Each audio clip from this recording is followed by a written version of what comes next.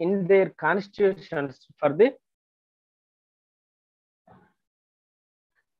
purpose of human rights protection. So that's what they have mentioned, the protection of personal freedom and individual rights into their constitutions. Like we have mentioned fundamental rights, and also we have mentioned for the protection of these fundamental rights, we have given superior authority to the higher courts like Supreme Court and High Court. So they have, if any state government or any person individually or group, if there is a violation made by the governments, then the courts will enter to the protection of individual rights or also fundamental rights. That's what we have mentioned in Article 32. We have mentioned 5 different types of writs for the protection of our fundamental rights. So as we learned in previous classes, in second year classes also, we have known about habeas corpus, mandamus, quo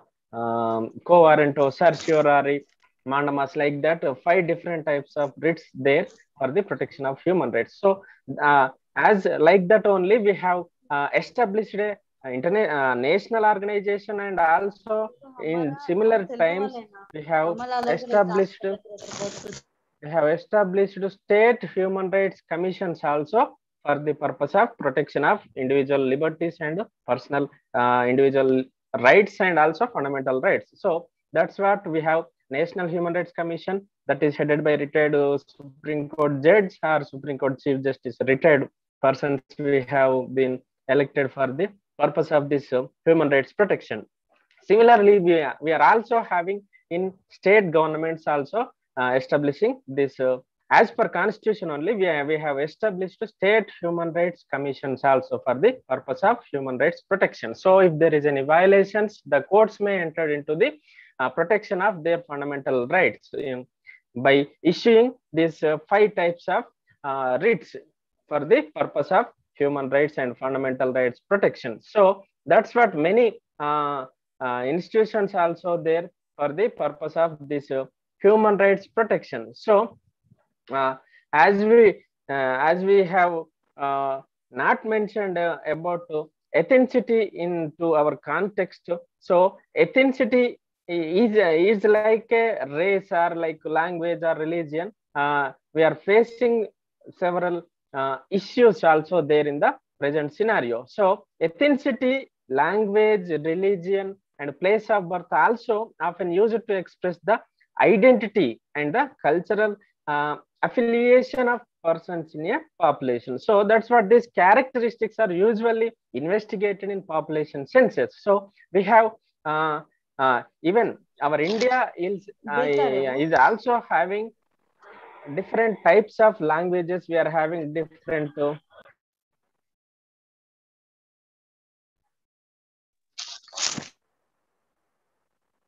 so we are also having different languages, different regions, different cultures.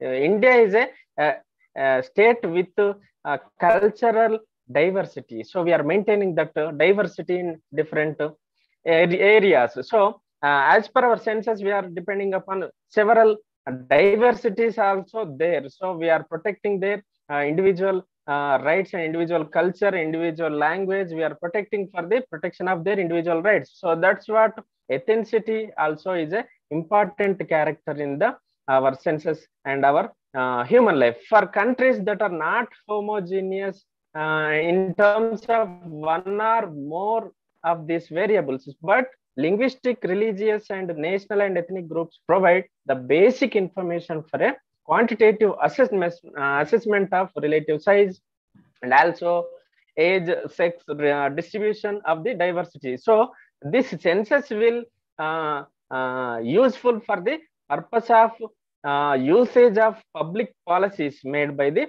governments in state or central. So that's what they are providing separate budget for the purpose of this ethnic groups too. So that's what we have mentioned, some different areas divided into separate regions, and we are spending huge money for the development of them. So that's what this ethnic data is useful for the elaboration of government policies to improve access to employment. So that's what every government is providing basic necessities for this kind of ethnic groups in the country. So government is providing for free education,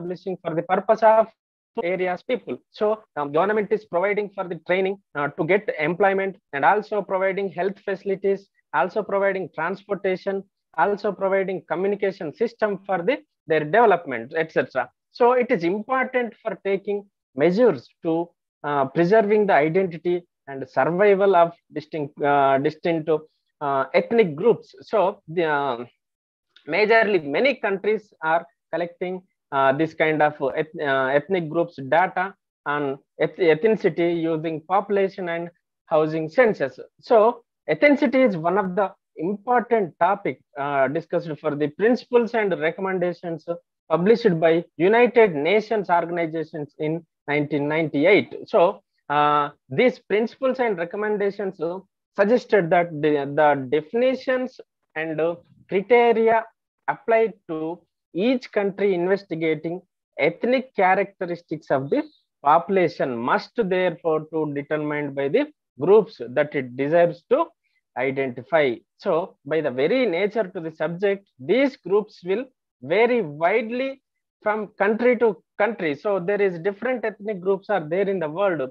Some ethnic groups are there in India is different from other countries. So because their livelihood and the type of nature, living nature and their habits are different from each country. So there is no internationally relevant criteria can be recommended. So finally, it also recommended that countries clearly specify in their census report the criteria which is used when collecting data on ethnicity, so that the meaning of the classification is readily apparent. So many of reports are expressing the different types of ethnic groups are there in the world. Many users require data for relative small areas, or many high population ethnic groups also there in the present world. So every nation is protecting their culture, their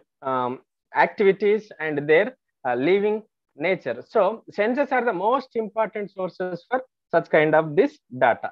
So many of the countries are protecting this ethnicity, ethnic groups protection. So even United Nations Organization in 1948 have declared under its UN Charter Article 1 of the Universal Declaration of Human Rights adopted in 1948 holds that all human beings are born free and equal in dignity and rights. So that's what we are maintaining, that nature in our constitution too. So that with reason and conscience and should act towards one another in a spirit of brotherhood. So Article 2 in the charter stipulates that everyone is entitled to the rights set forth in the declaration without distinction of any kind, including race, color, sex, language, or any race. So in the view of many American ethnic people, the question of human rights and ethnicity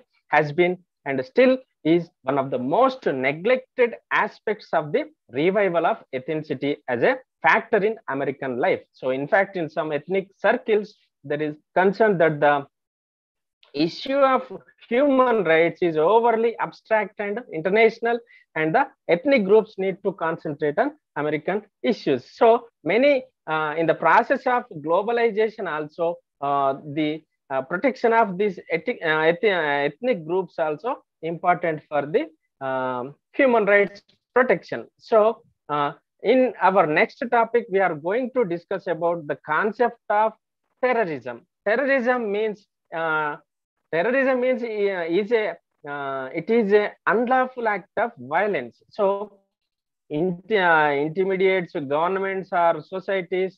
That terrorism goal is to achieve political, religious, and ideological objectives. So in some ways, they are using very violent methods to get their choices. So terrorism is a different from regular crime because of its strong political properties, and the definition of terrorism also vary from people to people due to the differences in standpoint. One person's terrorist can be another's freedom fighter. So governments also clearly mentioning that what is the terrorist activity, what is the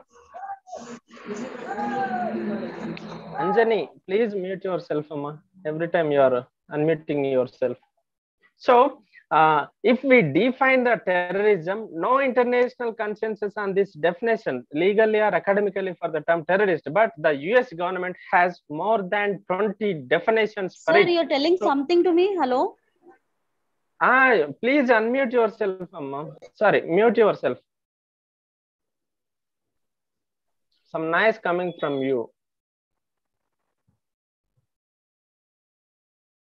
So, globalization is not the reason for the terrorism because in the process of globalization, every government is providing everything for the development of individual in the purpose of economy, in the purpose of social, political development. All governments in the world are providing everything, but in some cases there is a gaps are there between the policy making. That's what this kind of activities are raising by the individuals or individual groups. So that's what calling it as, if there is a violence, we are call it as terrorism activity. But also, as per the US government says that it allows terrorism to exist in a global level, but due to the increasing use of technology or other interconnectedness of the world, the terrorist activities are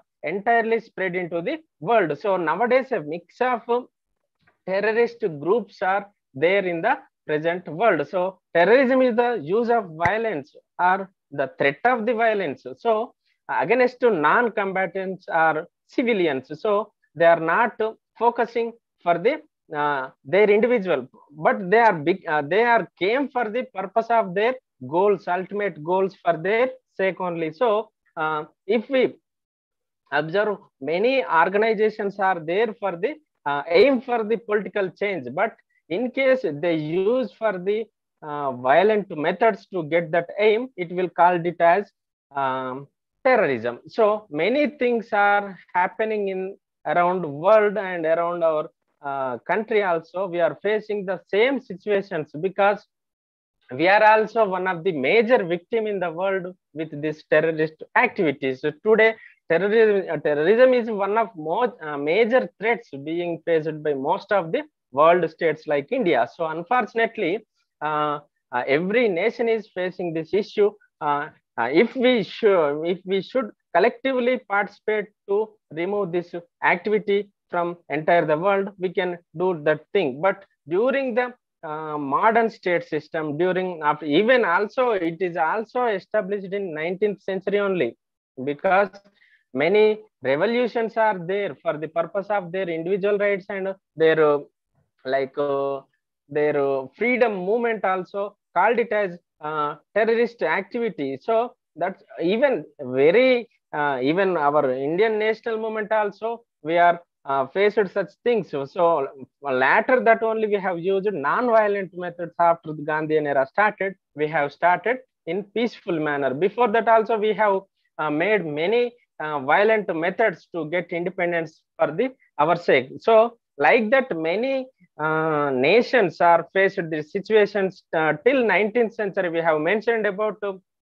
that revolutions which are in 1789 French Revolution, also one of the important revolution in this aspect, but we have not mentioned it as a terrorist activity, but they have made that revolution to liberate the French from the colonial rulers. So there are many technical they used after the 20th century. In present 21st century also, they are using technology for their activities. So even every government also facing this situation. So many terrorist groups are there, actually their aim is ultimate their aim is to propose their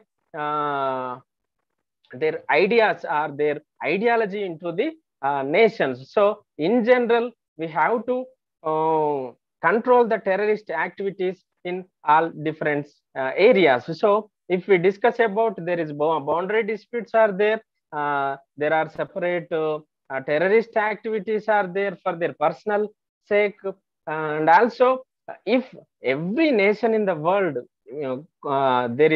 there need to be a international cooperation between the nations to reduce this terrorist activities entire world. So in fact, the need of this control of terrorism is important for the modern world. So every nation must create a awareness and must control the terrorist activities in the present world. So if a terrorist action involves violence or force or threat to force as a method of their combat directed some political end, that end may be achieved through coercion or extortion or intimidation or induction of compliance in some area of policy addressed to a government. So organizations are third parties. Many of institutional organizations are there for the to control the terrorist activities in the world. So the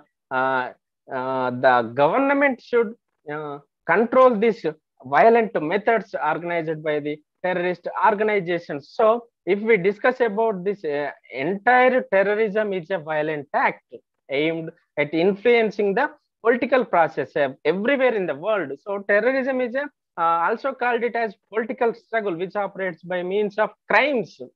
Terrorism is such a crime which is characterized by it has no organic connection with legitimate warfare. It has inhuman element. So terrorism is an anxiety inspiring method of repeated violent actions. So if we observe in India, many terrorist attacks has been made by the different types of terrorist organizations from entire world. So we have faced terrorist attacks of some of organizations belongs to Pakistan, some of organizations belongs to Saudi, Iraq, Iran, like that many, like Al Qaeda, Lashkar-e-Taiba, like that many international terrorist organizations are actively attacking many countries like India. So they targeted population to influence the entire political system. So United States declared that as a definition. So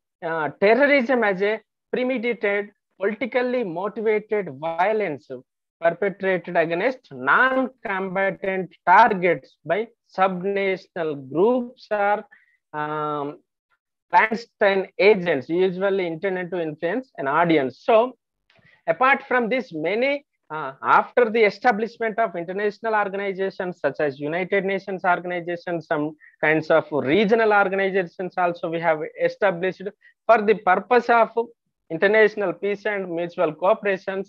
They also adopted this thing that to control, to avoid terrorist activities in their regional areas. So many, as we discussed, many freedom struggles also there for the purpose of their political rights or individual rights, but we have not mentioned it as terrorist activities. But in some cases, the that at that time the governments have declared that that is a terrorist activity. So in that region, even in nowadays also we are concluding that it as a terrorist activity. So many countries are facing this situation even present times also. If we discuss about the types of terrorism, after getting a clear idea of what terrorism is, it is necessary to examine the types. So also there is exist many categorizations with many variants. So the type that will be used to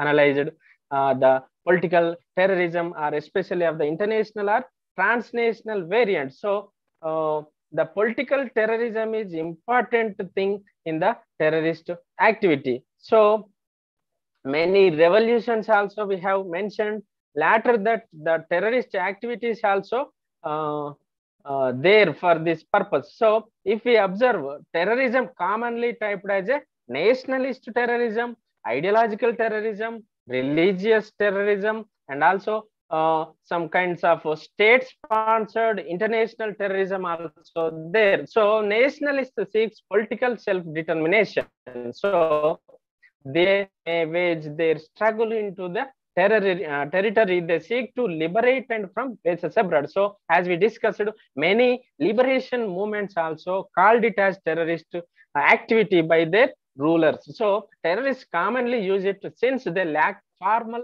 armies and are usually brutally opposed by the state. So government never support to create that kind of activity or to create a group of men or force to oppose the government. So their objectives are not revolutionary in the sense discussed above, but instead involve of as you mentioned, the terrorist activities are sub-revolutionary. So in case if they are losing their hope, they may use very violent methods to in the name of self-protection. But the states are condemning that issue, and many group organizations or many movements are there in the form of this terrorist activity. So revolutionary terrorism also defined as a threat or and employment of extra normal forms of political violence in varying degrees with the objective of successfully affecting a completing revolutionary change within the political system. So as we discussed, every movement has a basic goal for the change of their wishes, like they may fight for the political change, they may fight for their personal rights. Like that, every terrorist organizations has its own agenda. So terrorism is a commonly linked to groups whose aims are revolutionary in the sense they wish to bring about radical redistribution of wealth, power, status in a society.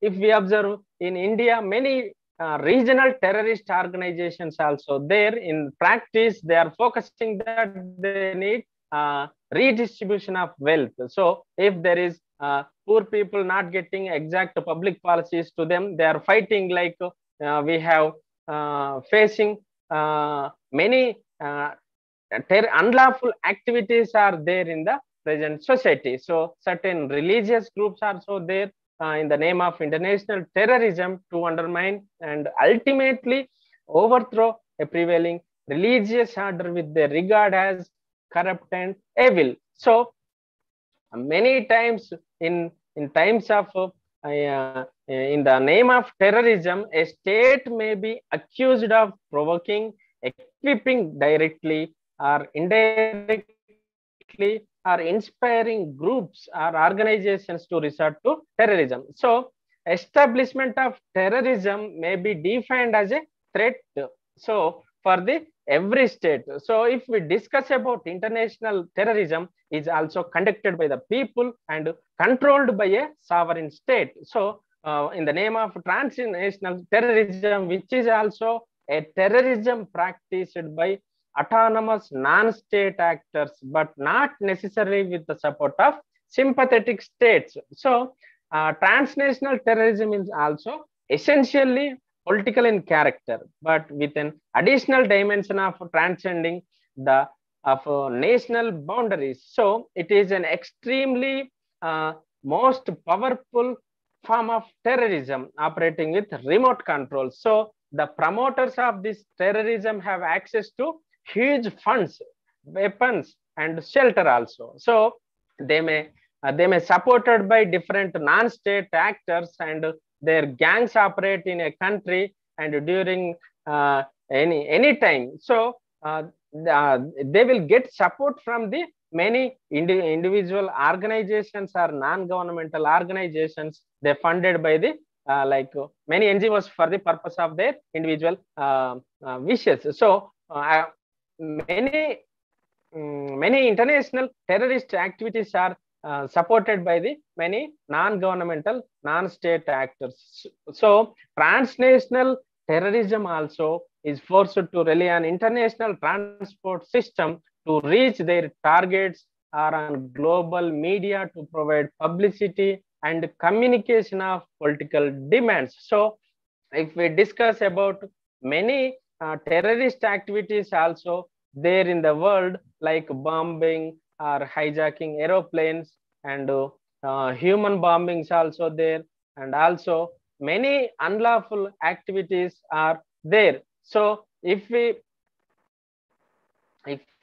discuss about the concept of state terrorism also, use of violence by states in the furtherance of political ends, as we discussed, terrorism used by states for repression of their own citizens, so political opponents and minorities, as well as against conquered peoples and enemies in war. So if we observe in present times also, every state is conducting this kind of opposition. So facing the opposition, so they are targeting the opponents to control and to for their peaceful activities. So many religious terrorist groups also there in the present world. So some kinds of, according to US state government, there are very huge number of religious terrorist groups are there, like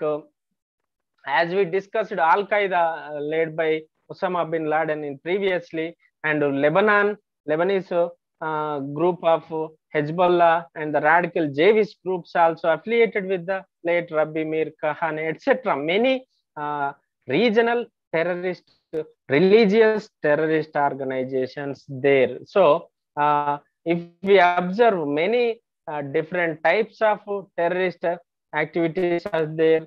Sometimes we have observed suicide terrorism also there. It is a politically motivated violent attack by a self-aware individual who actively and purposefully causes his own death. So as we observed as a human bomb attack on Rajiv Gandhi, it is a best example for this suicide terrorism. So suicide terrorism, and it is a very powerful threat for the individual nations. So they can target individuals, and they use that kind of human bombing on the targeted leaders. So as per UN international conference recommended by the United Nations organizations, there is a general consensus that indiscriminate terror, use of force for political, social, ethnic, economic, and religious purposes can never, in principle, be morally justified, whether committed by an individual, or committed by group or community, or committed by a state, can be used as the basis for finalizing the definition of this terrorism. So for this purpose, an international conference should be convened under the United Nations organizations in order to discuss the subject of international terrorism and to finalize the definitions. So many anti-terrorist laws also made by international organizations or individual state governments after finalizing the purpose of this international terrorism. So every nation is ready to eliminate the terrorist activities in their states. So the real cure of terrorism in general and acts of individual terrorism in particular consists in removing the conditions or causes that have brought it about. Islam, in the treatment of all cases deviation, strongly stresses this aspect. So it seeks first to reform the social atmosphere and eliminate all inducements to crime. Therefore, we should try to eliminate the basic causes of terrorism. So many terrorist groups are there in the form of their religious terrorism. So we face an essential need to reach this type of end of terrorism in the present time. So mainly it will enable legislation. The terrorism is mainly focuses the government systems. So they try to motivate their group members to fight against the governments in violent methods. So the international community should refrain from double standards and self-interest while dealing with the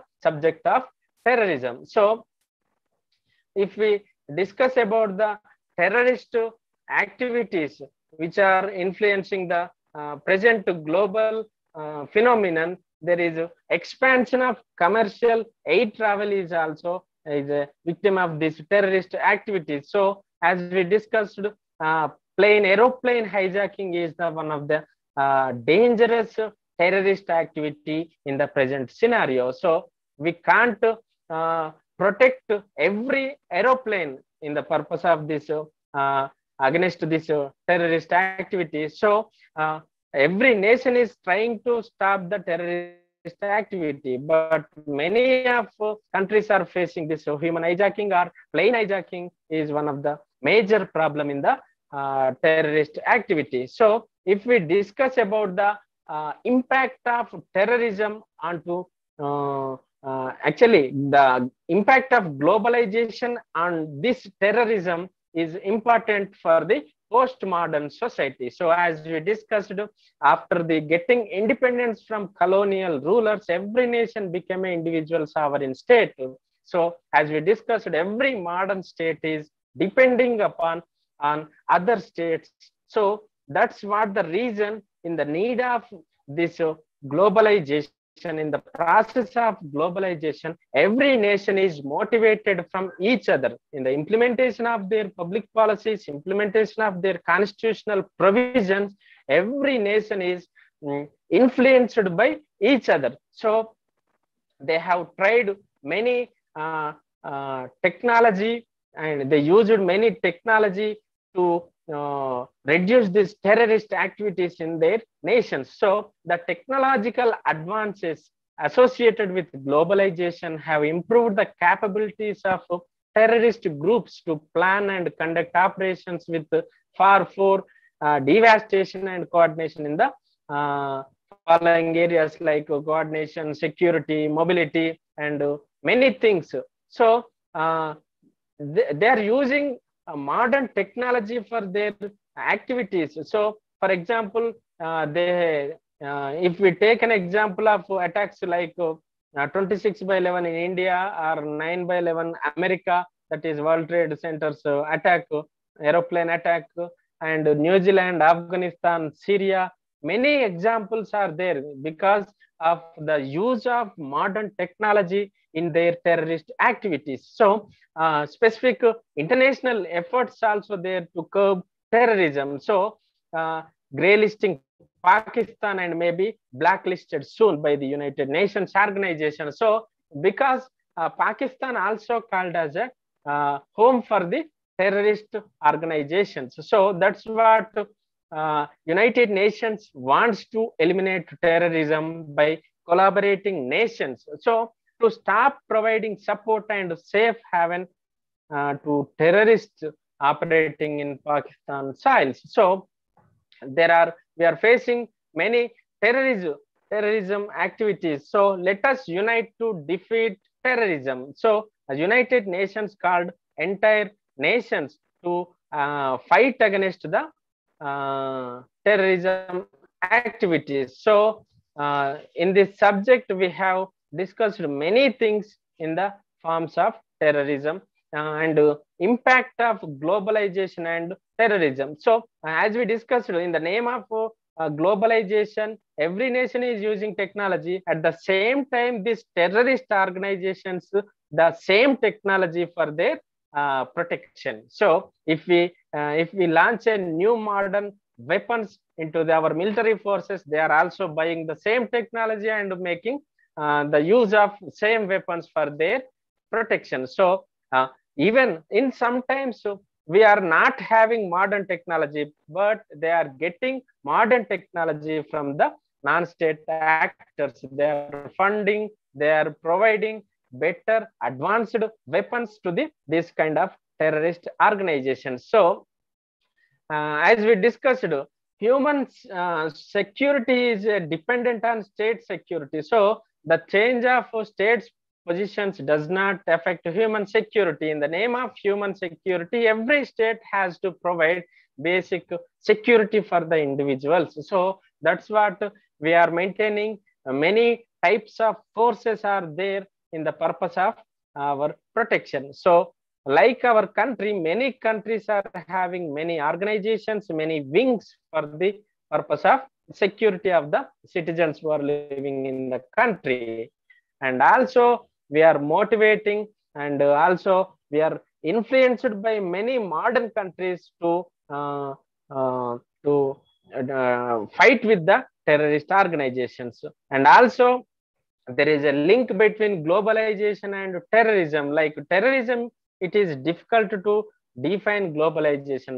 As we discussed, in the name of globalizations, both are equally participating, equally utilizing the modern technology for their growth. So the in times of balance of nuclear terror, in fact, that all major states wish to avoid an escalation of violence that could lead to a possible nuclear conflict are important factors. So terrorist networks utilized the approaches of non-conventional organizations and privatization as exploiting globalization. So terrorism goes beyond the national boundaries. It's a global entity. When it is likely to face a problem, terrorists can move their business to another country for a better opportunity, as we are seeing in present time. So the terrorist activities are multinational in terms of use of their terrorist activities. So non-state entities are free to move in the international arena. In the age of before globalization, where the borders were more strictly set, relations and freedom of movements were limited, the economy was more or less controlled by the government. Later, in the name of mutual cooperation, in the name of free trade, there are easy to transport this terrorists into other states. If they are getting any threat from the state, they can move easily to another state. So many NGOs also trying to control these terrorist activities in the world. So even after the effects of globalization and the capabilities it provided, terrorism's effect has become obvious, because also we are facing now cyber terrorism also there. In even present time, cyber terror following nuclear, biological and chemical terror will be the new nightmare of the world. So after the many attacks in recent times, the cyber attack also important terrorist attack in the present world. So we have to fight against the terrorism. So the fight against terrorism is difficult, but the biggest problem is that it cannot be totally eliminated, but it might change in form, but it will survive because there will be groups unsatisfied with politics or economy or the system at all the times. So if it cannot be terminated, the only way to fight against terrorism is to minimize its effects. So it's a long-term process, and steps should be taken carefully by the states, and we have to implement quickly. We have to respond quickly to avoid and eliminate these terrorist activities. And all the citizens should be aware of the happenings and be able to react to them. So public voice is important in politics. As the constituents of legitimate political entities, citizens need to show how they think and feel, so the people they vote for and put in change. So organizations of any kind have the same responsibility as the citizens. So when dealing with the issues such as terrorism, regardless of the transnational, international or non-governmental nature of organization, the common desire to struggle against the common enemy would help unity. As a non-state institutions, NGOs make up a bigger share of public voice. So the states as sole actors to realist thought have enforcement power. So we have to use the tools to in this fight with the terrorist activities. So besides cooperative legal tools, there are other means to fight terrorism. So diplomacy and the resort to physical force can be tried before other means used with legal and cooperative ways. So diplomacy is the most difficult one and can present dilemmas. So first, since terrorists mostly do not have nations or exact location, so they never stay at one place. So they move from one place to another. We cannot trace them. It is very hard thing to find them. Wow, where are they staying? What are their locations? So that's what every nation mutually cooperate with the elimination of this terrorist activity. So physical force is also most applied strategy to deal with terrorist acts. So which one inflicts damage? The immediate reaction is to strike back. So the target can be destroyed,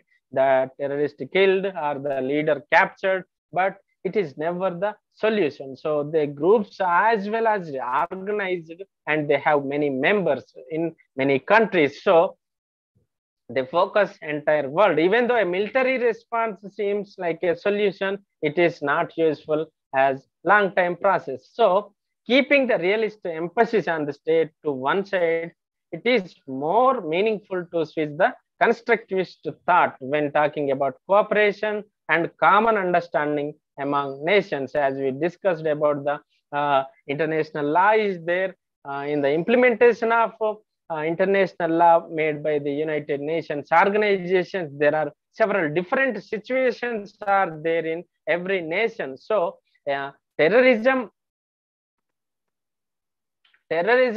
is not a similar concept, similar content in every nation. So there are differences are there in domestic structures to determine the variation in the policy impact of transnational actors. So as we discussed, if every nation come together and to eliminate this terrorism will be possible, but it will take more time to complete the elimination of terrorist activity. So every nation should stand for this same thing. So unless the act of which every terrorist activity is different from the every nation. So in present times, many developing nations like India is facing the situation. So that's what international organizations like United Nations organization or all other regional organizations are meeting together and implementing to eliminate many conventions made, many treaties made to implement exact activities to eliminate the terrorism in the present world. So everyone should stand for the elimination of this terrorist activity. So in spite all of this resolution at global level, the response to international terrorism has been weak, though there have many obstacles to effective international cooperation, whether through United Nations resolutions or the other general measures. As we discussed, there is a ideological gap is there between every nation. So even we have discussed about Cold War also is one of the problem for the unity of the member states. So they are having a intentional ideology. They wanted to become a superpower in the world. That's what the reason every nation is not accepting the their wishes. So as we discussed in this concept, the in the time of contemporary international relations, this terrorism is important aspect for the international relations. So if we discuss about the one more topic is about weapons of mass destructions. As we discussed, many international treaties are there for the to reduce the weapons and to reduce the use of weapons in the world by the member states in the United Nations organization. So many treaties, many international treaties also there to reduce the weapons used. So as we discussed, many weapons mass destruction meetings are held by the many nations. So as we discussed, many treaties like non-proliferation treaty or chemical weapons convention, or as we discussed, comprehensive test ban treaty or partial test ban treaty. Many treaties are there to reduce and in the name of reduction, in the name of destruction of weapons. So millions of deaths are there, and the end of the civilizations can be inflicted by these weapons. So means weapons of mass destructions implies such a result more centrally imposed. Specifically, we have know about nuclear war and biological war, and cyber weapons also has to destruction should be done by the member states in the United Nations organizations. As we discussed, many non-proliferation treaties are there to reduce the weapons, and every nation should not have more weapons.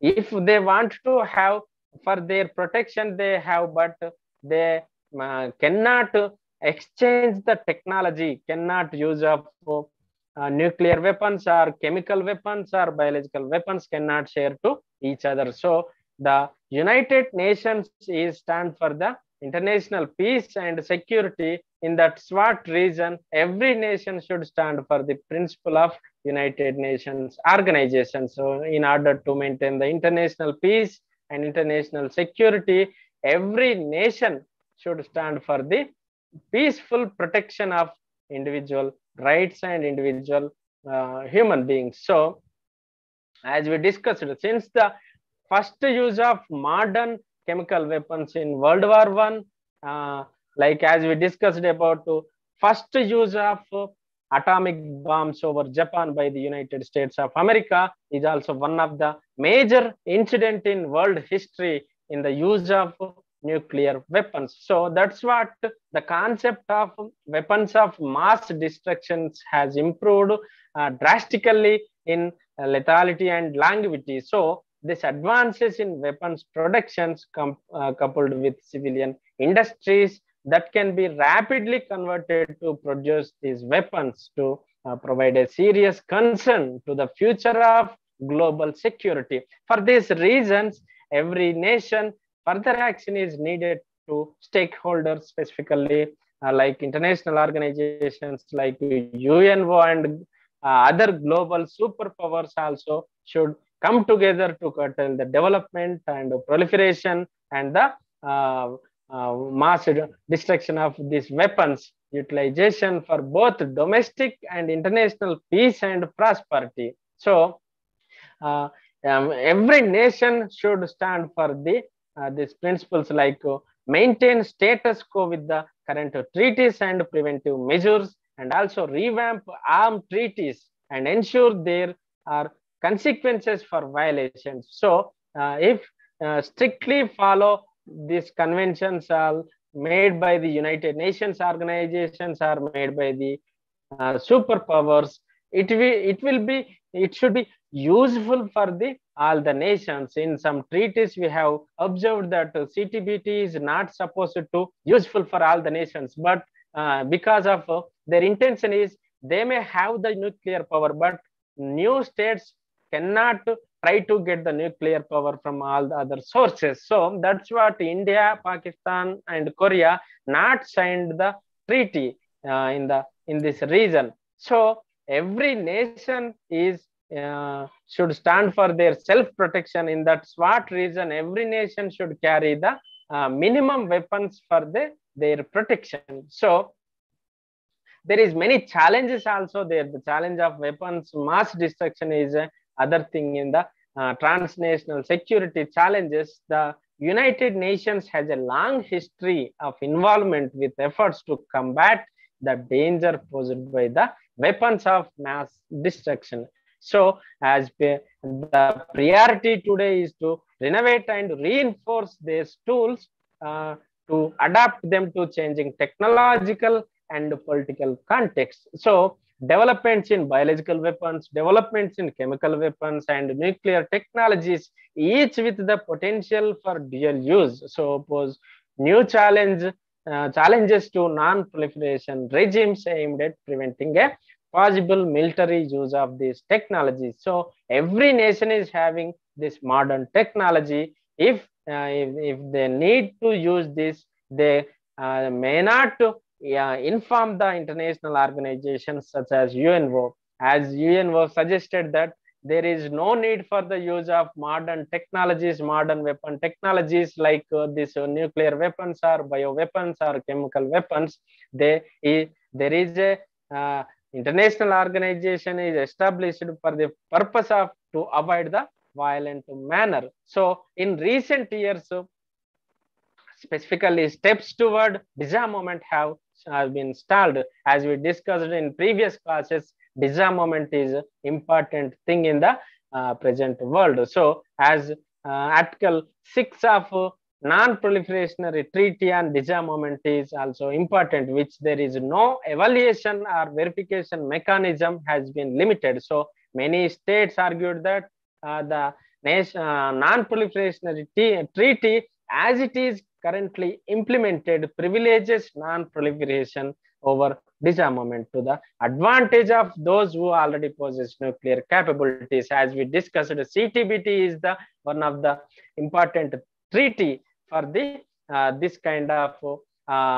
partiality for the use of developed nations. So the treaty tells that the already having nations may have the technology. The new states are not supposed to have that modern technology, the use of nuclear weapons, the use of bioweapons, the use of chemical weapons in modern times. But already they are previously having that technology, but they are not willing to destroy the technology. So they may have it.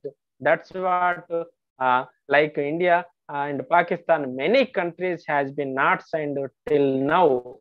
So the CTBT treaty is there for their partial concern.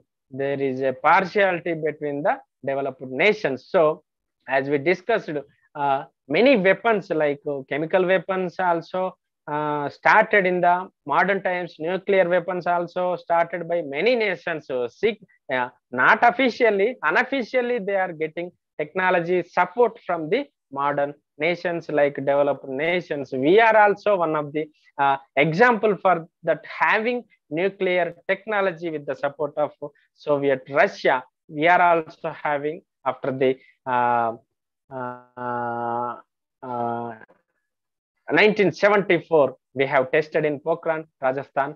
We are also joined in the group of nuclear states in the world. So many countries like India are having and getting support from the modern countries to get this kind of nuclear power or bio weapons and chemical weapons. So that's what every nation is secretly having that type of technology from the modern states. So everyone should stand for the